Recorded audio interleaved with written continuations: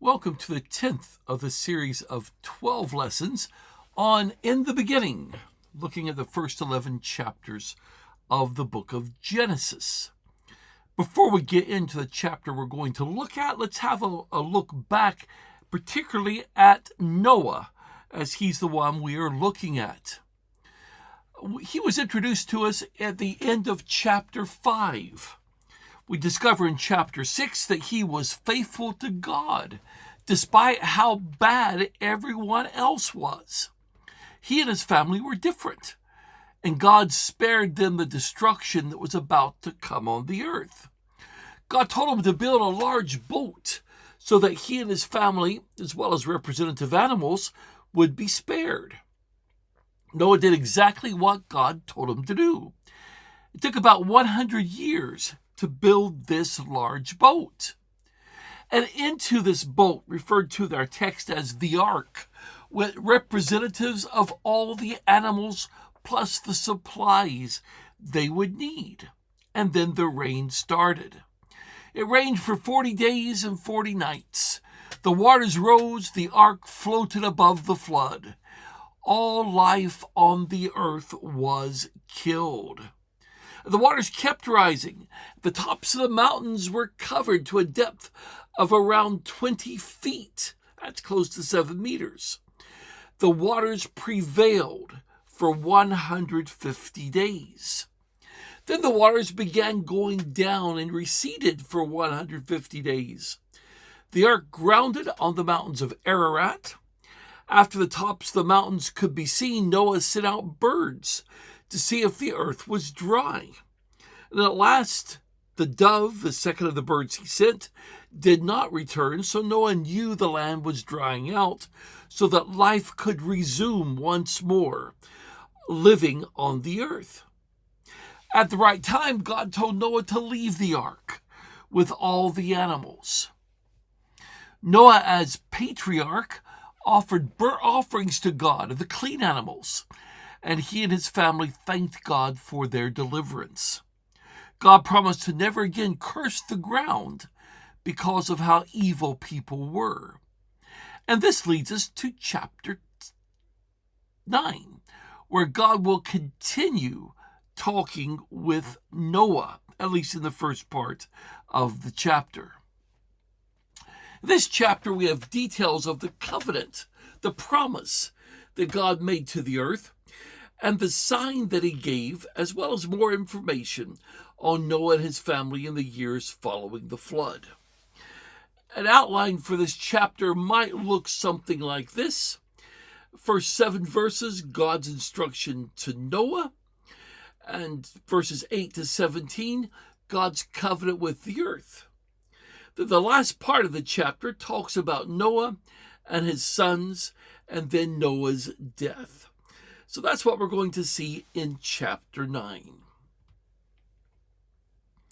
God blessed Noah and his sons and said, "Be fruitful and multiply and fill the earth.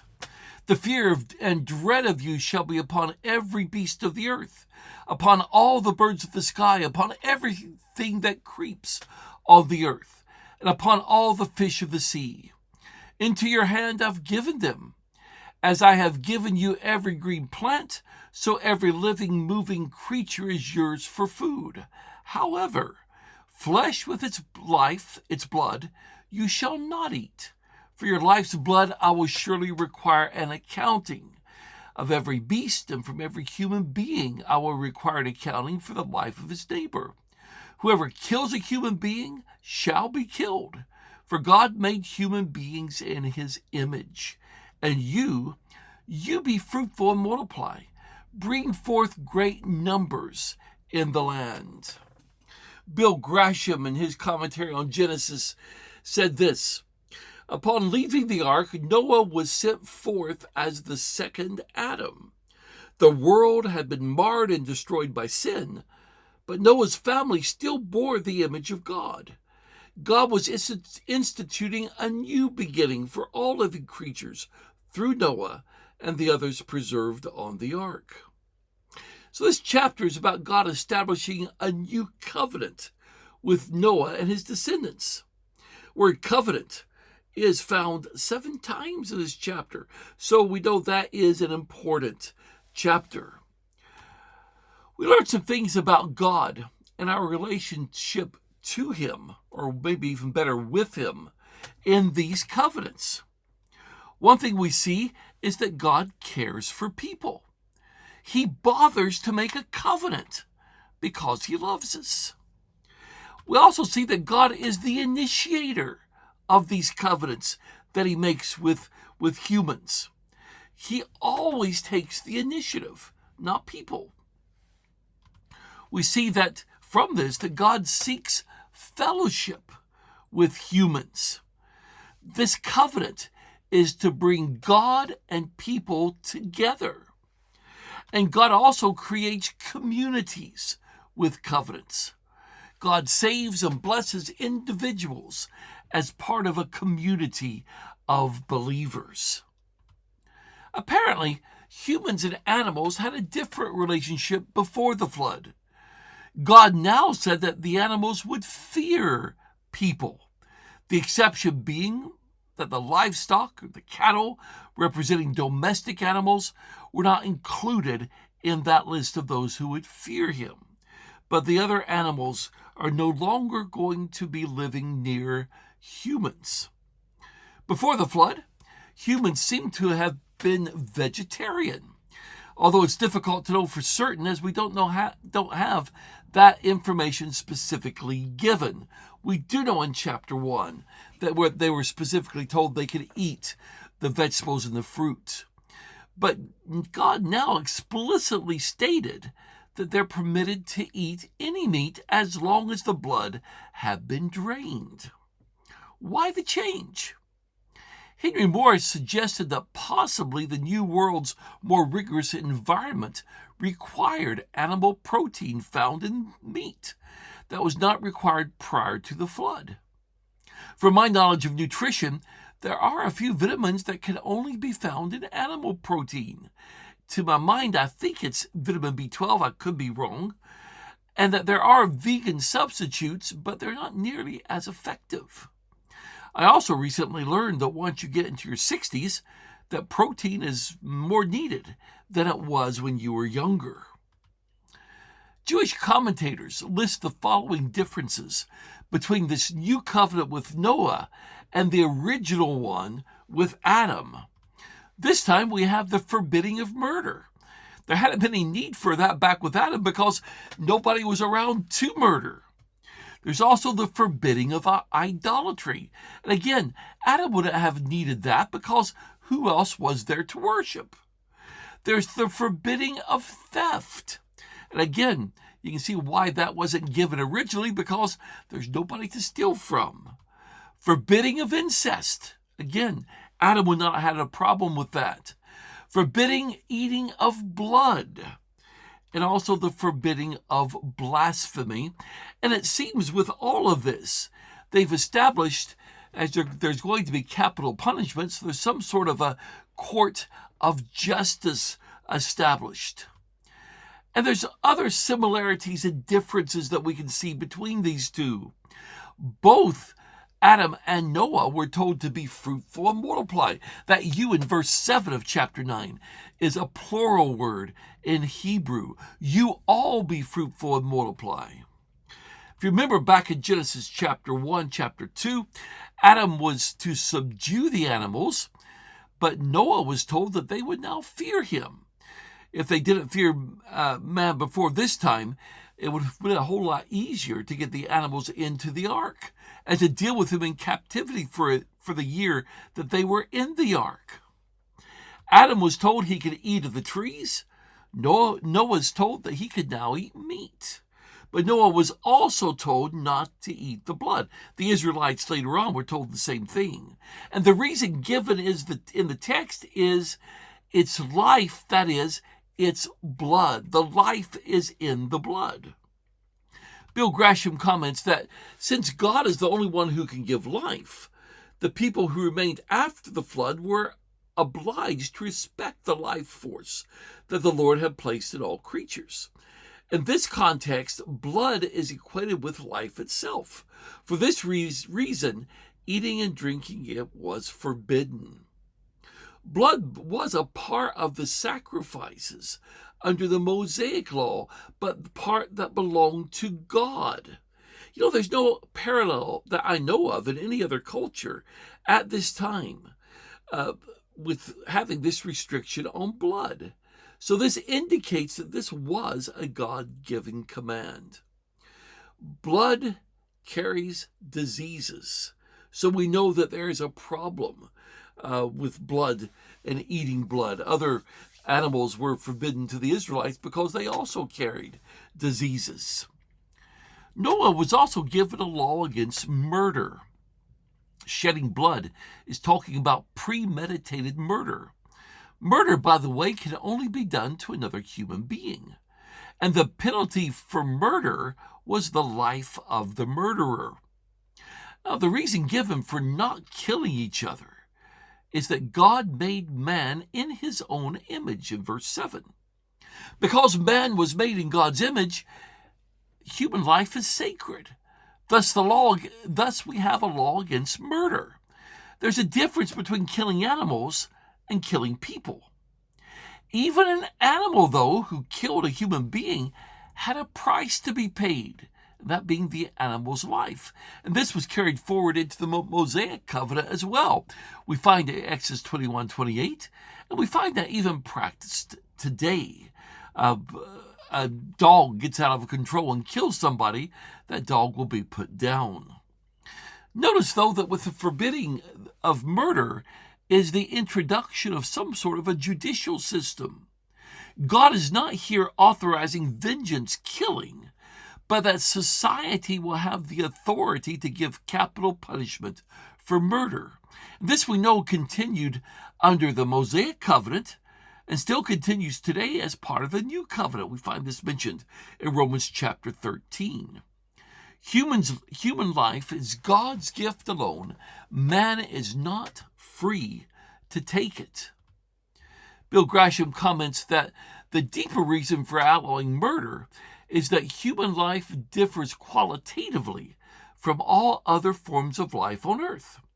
The Lord prescribed that a person must forfeit his own life if he's guilty of murder because human beings are the only creatures who bear the sacred image of God on this earth.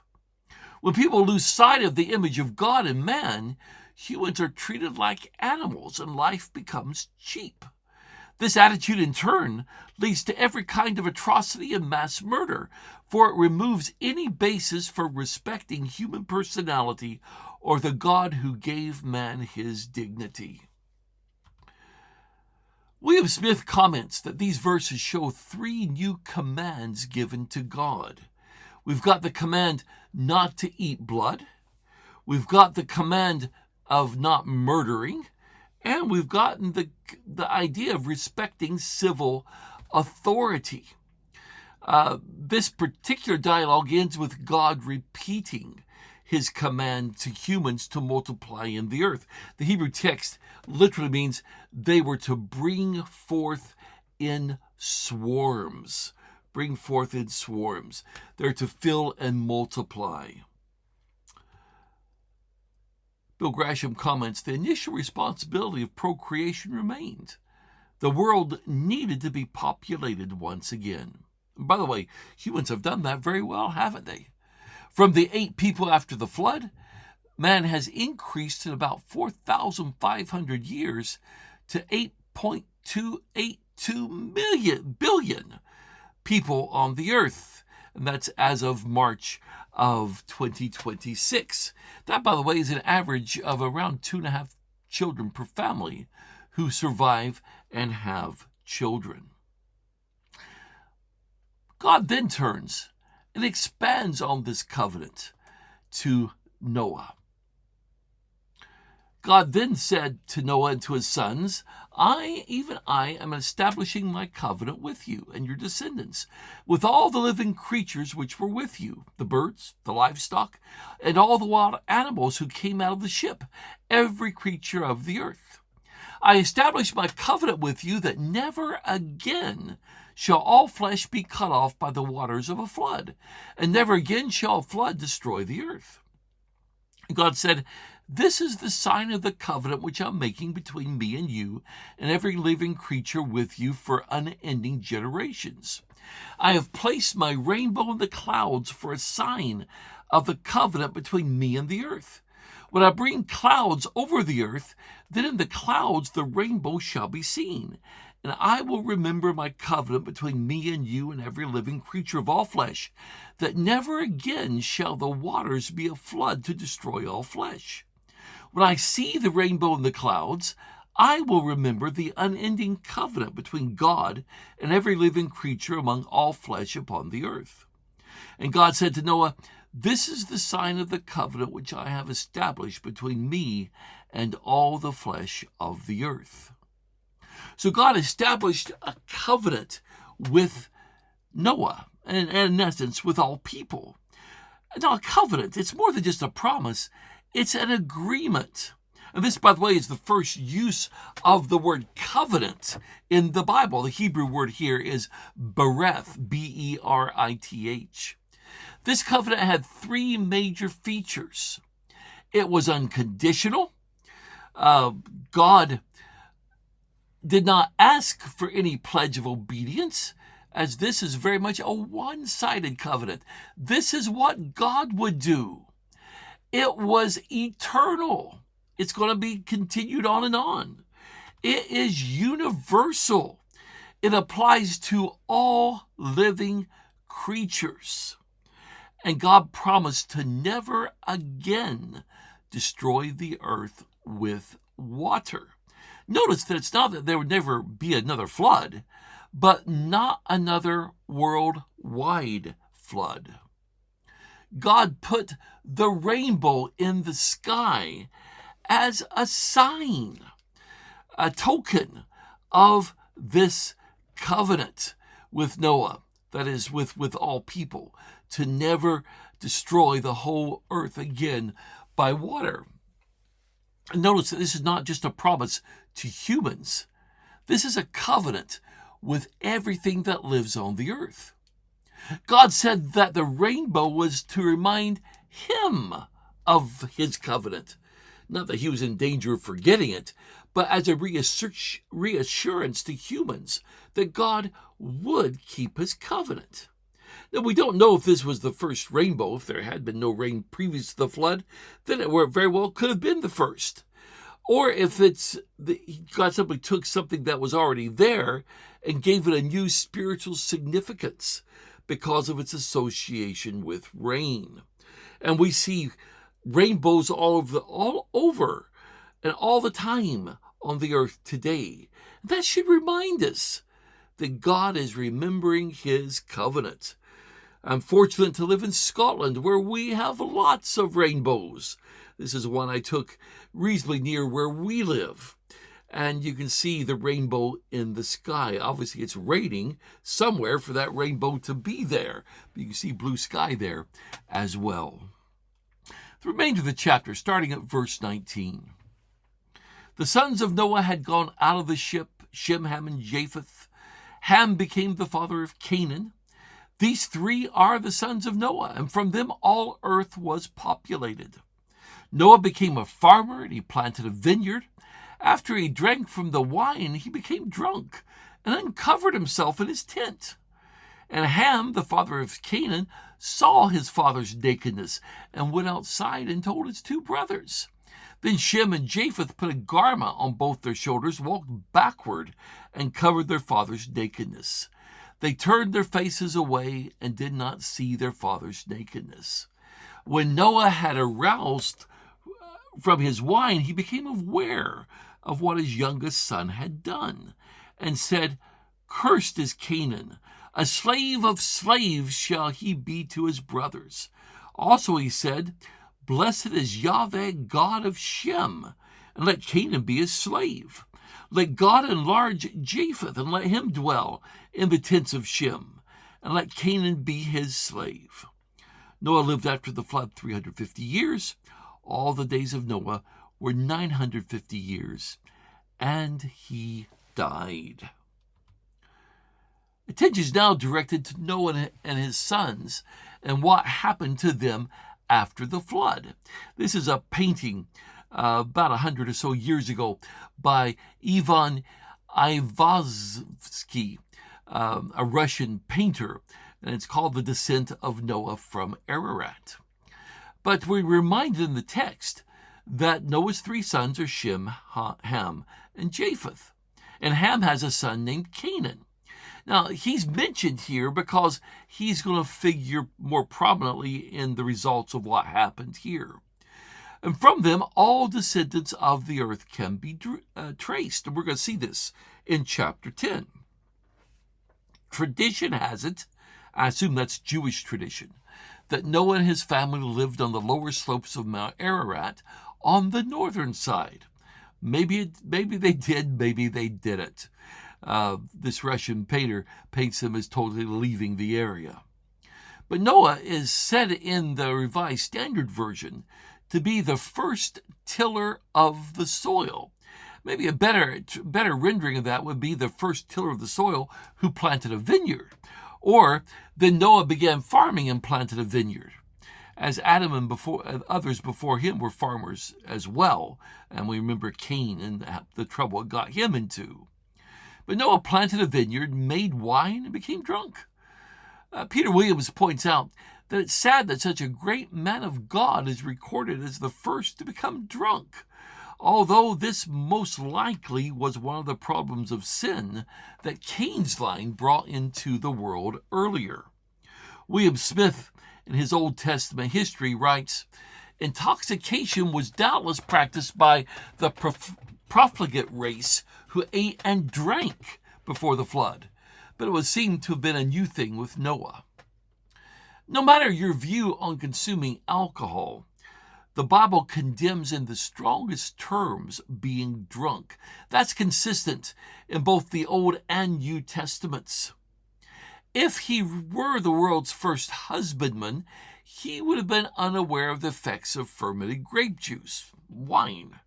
Although Henry Morris takes the view that Noah knew exactly what he was doing, and I have a feeling that it was there long before Noah as well. Bill Grasham comments that even though he was a righteous man who walked with God, we must be careful not to think of him as though he were above sin. The text clearly says he drank of the wine and became drunk. While drunk, he uncovered his nakedness. Ham saw him and told his brothers, and the other two brothers covered Noah up without looking. Because Ham saw his father's nakedness, his son Canaan was cursed. The Hebrew word here for saw is not just a casual glance, but implies that he gazed at his father, apparently with satisfaction. When Noah sobered up, he realized what Ham had done. And we see from this incident as well that Ham was the youngest of the three sons. That's what Noah calls him. So what was Ham's sin? Some look at what Moses wrote in Leviticus 20, verse 11. Could go back to chapter 18, verses 7 to 8 in Leviticus as well. And they surmise from this that Ham slept with his mother while Noah, and maybe his mother as well, were drunk. Therefore, uncovering his nakedness refers to him having sex with his mother. A lot of problems with that theory, though. Proponents of this theory say that Canaan was the product of this incestual activity, but the language points to Noah knowing immediately after he sobered up this had been committed on him and not having to wait 9 months to see Canaan being born. I suspect that this theory is simply a way to explain the curse being on Canaan and not Ham, so I don't make much of what that says. Others say that the curse was on Canaan because he was the one who saw Noah, and then he told Ham, and he came and they both rejoiced over what they had seen, and Ham then maliciously told his brothers. This is based on the fact that son in Hebrew sometimes means grandson, and father sometimes refers to the grandfather. Of course, some look at Ham's descendants going to Africa and extrapolate that this curse on Ham was to make him have dark skin. They then take it to mean that being dark-skinned, just simply having more melatonin, is a curse of God. The Ku Klux Klan in the United States extensively used that absurd theory. Since Canaan was cursed and not Ham, you can see that this is more than wishful thinking and represents an agenda. Some look at this and see that Ham rejoiced over Noah's nakedness, that he derived some sort of lewd pleasure or malicious satisfaction in seeing his father in such a state. So he invited his brothers to come and see too. Peter Williams and William Jones both take this view that this was largely showing disrespect to his father. And I have a feeling that's what all this is talking about. Others, and granted just a very, very, very few others, think that possibly Ham molested his father or somehow indulged himself sexually in some way. I don't think there's any evidence of that in the text at all. Bill Grasham says, whatever Ham said to his brothers, it was probably done in a mocking way that showed contempt for his aged father and held him up to ridicule. Ham obviously did not have any empathy for his father or honor him at this weak moment in his life. Moreover, by telling his brothers about it and possibly inviting them also to look on their father's shame, he compounded his sin. It seems the curse of Canaan and not Ham is the reason for so many varied theories on this passage. But Ham, if you think about it, was cursed through his son's curse. Of course, there's no valid explanation for why Noah gets off free here, unless his curse of his grandson reminds everyone of what he did. This sin is largely to do with him seeing his father naked. Why such severe condemnation for seeing his father naked? Well, maybe it's because he didn't cover him up. Maybe he's had the whole wrong attitude towards it. We do find something similar to this in the book of Habakkuk. Habakkuk 2:15 says this, "Woe to him who makes his neighbors drink. You pour out your wrath and make them drunk in order to gaze at their nakedness." The fact that he may have looked may indicate a disrespect for his father. And I think that is getting to the hub of what the issue is here. Henry Morris wrote this about it. A much more probable interpretation of Ham's actions here is that they expressed a long-hidden resentment of his father's authority and moral rectitude. There is apparently a carnal and rebellious bent to Ham's nature, thus far restrained by the spiritual strength and patriarchal authority of his father. Now, however, beholding the evidence of his father's weakness before his very eyes, he rejoiced, no doubt feeling a sense of release from all the inhibitions which had until now been suppressed, which until now he had suppressed his own desires and ambitions. Thinking his brothers would share his satisfaction, he hastened to find them and tell them the savory news. Literally, the text means he told with delight. Edwin Jones points out that nakedness is regarded as unacceptable in a relationship with God. And William Smith suspected that it did have a sexual element in it. In fact, here's what William Smith wrote. He said, "The immoral quality in Ham's nature demonstrated by his actions seems to have been most conspicuously perpetrated in his son Canaan's descendants. By the time the children of Israel occupied the land of Canaan, both the lives and the religion of the Canaanites were thoroughly obsessed with sex." And if you know anything about the worship of the Canaanites, you know that was very much at the center of their worship. Ham's descendants, through Canaan, were to become slaves of his brothers. This is used to be the proof text of where the African peoples came from and justified for many years their being in slavery. Has nothing to do with that. Why mention Canaan rather than Ham? Well, the effect's going to be more pronounced on him than on Ham. It was Canaan's descendants that were driven out of Canaan by the Israelites, and some became the slaves of the Israelites. Edwin Jones writes, the most satisfying answer in considering that after the flood narration of Genesis concerns itself with the development of the nations that would have the most dealings with God's coming chosen people. With that in mind, Canaan became the name that later would be most connected with sexual perversion.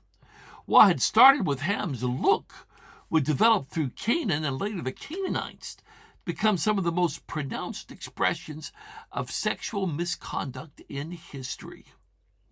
Notice that it doesn't say that all of Ham's descendants were cursed, but that the line going through Canaan, which would get rid of the idea that the descendants of Ham, largely those in Africa, were to be the slaves of the rest. It's Canaan's descendants.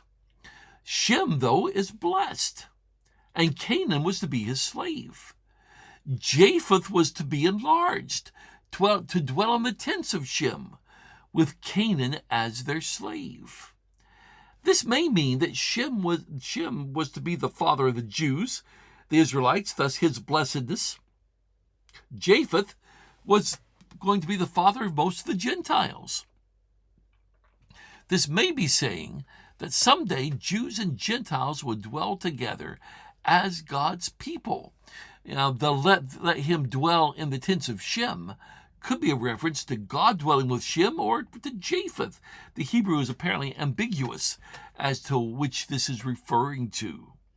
As Shem's descendants drove out and conquered Ham's, Canaan's through Canaan, after them would Japheth also come and conquer the Canaanites. And that's historically viable with the world conquest of the Greeks and the Romans. So that may be what all this is foreshadowing in the text. Bill Grasham writes, it is difficult to find a period in history when this prophecy actually came to pass until the New Testament era. The ultimate fulfillment of Noah's request to God then appears to begin in the missionary journeys of Paul from Antioch in Syria to Tarsus, to the Galatian cities, to Ephesus, across the Aegean Sea to Macedonia, to Greece, and so forth. In these areas, the descendants of Japheth, Gentile Christians, were brought together peaceably with the descendants of Shem, Jewish Christians, in one habitation, the spiritual body of Christ, the church. And it references Ephesians 2, verses 12 to 29. Interesting note here. The word for God in verse 26, in speaking of Shem, is, as McCord translates it, Yahweh. While in verse 27, in speaking of Japheth, it's the word Elohim. Now, that could be an indication, not necessarily, but it could be an indication that it would be Shem's descendants in the Israelites that would know God under his covenant name, Yahweh. When we look at these incidents paralleling between Adam and Noah and these covenants, there are some definite parallels here, and these were mentioned in Henry Morris's commentary, The Genesis Record. Notice that both were commanded to fill the earth and have control over it. Both were the ancestor of all people. Both sinned by partaking of fruit. Each became naked as a result, and they were provided with a covering by someone else. Both sins resulted in a prophecy and a curse, which has affected all of mankind. And along with the curse, there was also a blessing. And we see that both with Adam and his sin and Noah and his sin. Noah lived after the flood an additional 350 years, and he died. As there's no mention of other sons and daughters this time, as we saw back in chapter 5, it would indicate that he had no further children, and all people descended from his 3 sons. We'll talk a bit about that in our next lesson. The total years of Noah were 950. By the way, if you chart that out, and hopefully we'll do that in our next lesson, he would have died about 58 years before Abraham was born. Whatever conditions that seem to have changed on the earth following the flood, which shortened human lifespan, this does not seem to have affected Noah at all. He lived longer than all his ancestors except for Jared. Jared lived to 962. Of course, Methuselah to 969. But the third oldest that we have recorded in the biblical text is Noah. By the way, it would not have been a problem for the history contained in Genesis to have been handed down throughout the centuries by a very few people. Adam died 126 years before Noah's birth. Shem died only 14 years, or rather Seth died only 14 years before Noah. Noah would have been contemporary with Terah, Abraham's father. So we have quite a bit of overlap. We'll chart that out in our next lesson. By the way, there's lots of references to Noah throughout Scripture, not just here in Genesis. I mention that because so often people think, get rid of the first 11 chapters of Genesis, that deals with Noah and the flood. Actually, it doesn't. You have to get rid of quite a bit of Scripture to get rid of Noah. Isaiah talks about him as an historical figure. Ezekiel mentions him in the context of other righteous men. He's listed as one of the 3 most righteous. He, of course, is in the genealogy of Jesus, recorded in Luke chapter 3. And Jesus referred to his coming in judgment as being like the days of Noah, Matthew 24, Luke 17. And if Jesus knew he was real, I think we could take his word for it. Of course, the writers of Hebrews and Peter's letters referred to the faithfulness of Noah in those texts. So Noah, a real character, a real historical figure that we find references to throughout Scripture. In our next lesson, we will go on into chapter 10, and we'll have a look at the Table of Nations. We hope you can join us for that lesson as well.